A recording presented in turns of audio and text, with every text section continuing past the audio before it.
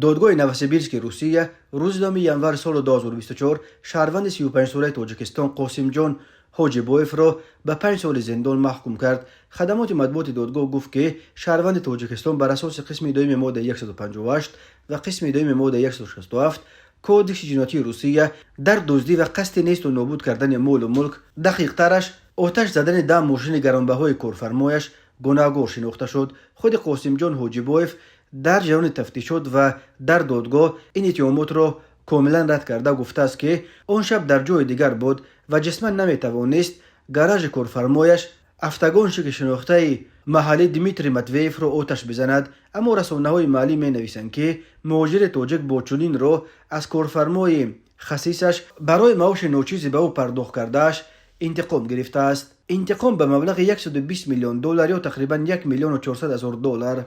خدمات مطبوعات دادگاه نوسیبیرسک در اطلاعش گفت دادگاه معین کرد که در نتیجه اعمال برقصدانه جنایتیش قاسم جان حاجیبایف مال و ملک جبری دیده ها به مبلغ بیش از 113 میلیون روبل را نابود کرده است. به بالای این حاجیبایف ولسپید یکی از جبری دیده ها را دزدیده به وی به مبلغ 17300 روبل ضرر رسانیده است. با حکم دادگاه دعواهای دو جبری دیده نیز قانونی گردانیده شده برای آنها از حساب محکوم شده متناسباً 27300 روبل و 230000 روبل رویانیده شد. این تاوان برای یک ولسپید و ضرری است که سوختار به بنای گاراژ صاحبخانه رسانیده بود.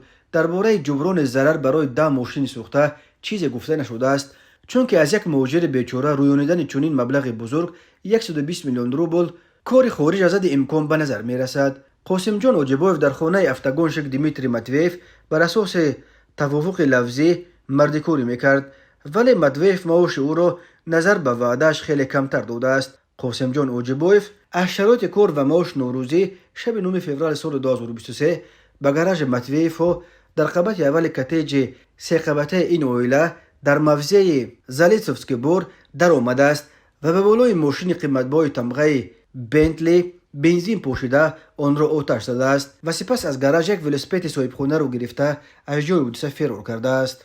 بنا به فرضیه تفتیشات حاجیبایف از قبل نقاب و دستپوشک تیار کرده همان شب 9 فوریه پولت اداره درهای گاراژ را هم با خود گرفته است و ساعت 2 شب وارد گاراژ شده ماشین از همه گرانبها و از همه دوست داشته صاحب خانه بنتلی را آتش زده است.